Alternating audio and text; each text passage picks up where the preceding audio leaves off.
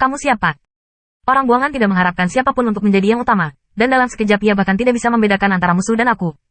Tapi suaranya jatuh begitu saja, dan pisaunya sudah dimasukkan di dahinya. Hei! Ketika orang-orang buangan jatuh ke tanah, Luo Zeng telah menarik pedang panjang dan bergegas maju. 3 orang buangan yang tersisa bereaksi. Namun, ketika Luo Zeng menggunakan kekuatan sihir berdarah, bahkan jika mereka mengkonfrontasi mereka secara positif, mereka bukan lawan. Apalagi, dia sekarang datang sebagai serangan kejutan. Hampir tidak ada perlawanan yang ditemukan, dan 3 lainnya telah terbunuh oleh Luo Zeng. Sisi lain, Ming Wei mengarahkan kerumunan untuk membunuh Yin.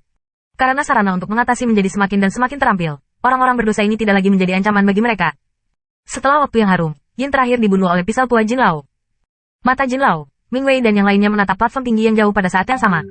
Sosok Luo Zeng muncul dari belakang Gao Tai, memberi isyarat jempol ke arah Ming Wei dan yang lainnya, sedikit tertawa, dan kemudian menghilang ke dalam bayangan. Bocah ini, melihat adegan ini, Jin Lao juga bodoh. Dia jelas tidak berharap bahwa membawa Luo Zeng ke dunia bisa memainkan peran besar. Orang buangan lain tidak punya apa-apa untuk dikatakan, tetapi mereka selalu merasa aneh di hati mereka. Lagi pula, begitu banyak orang buangan yang mati di tangan dewa sejati. Ming Wei menyeringai, ayo maju.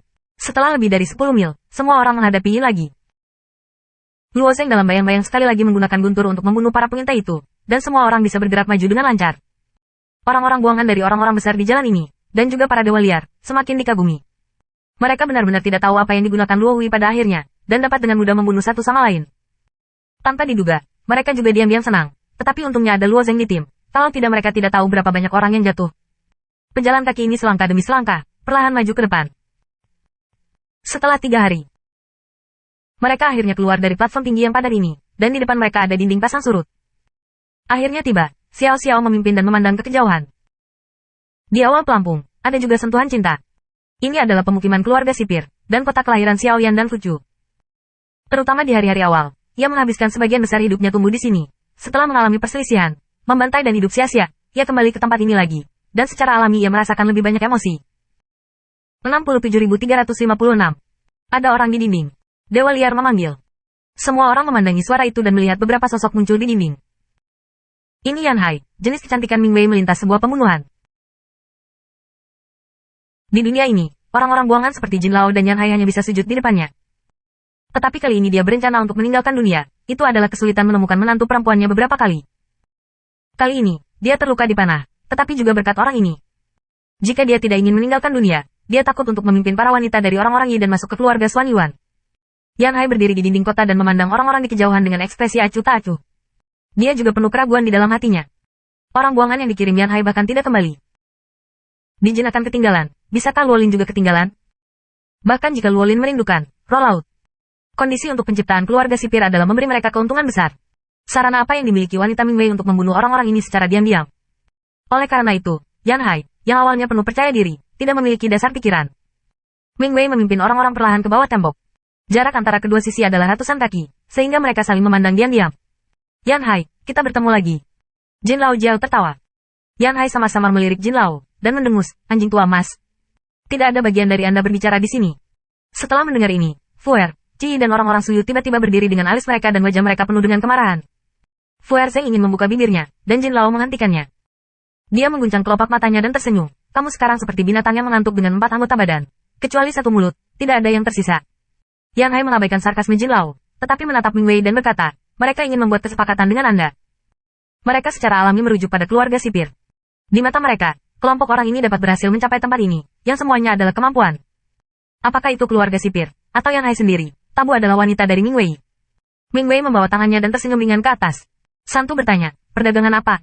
Biarkan semua putra dan putri Anda pergi, dan Anda akan menarik diri dengan mangsamu sendiri, kata Yan Hai.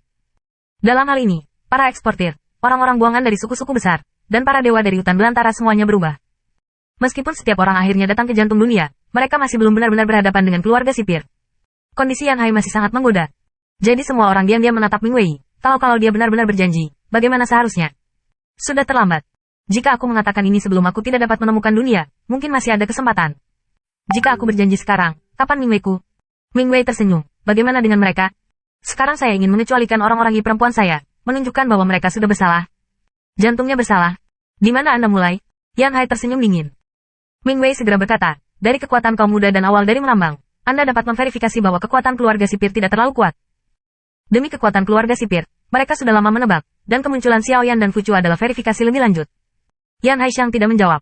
Seorang pria mengenakan jubah hitam muncul dari dinding dan mendengar suara wanita di bawah jubah hitam. Anda menilai itu baik.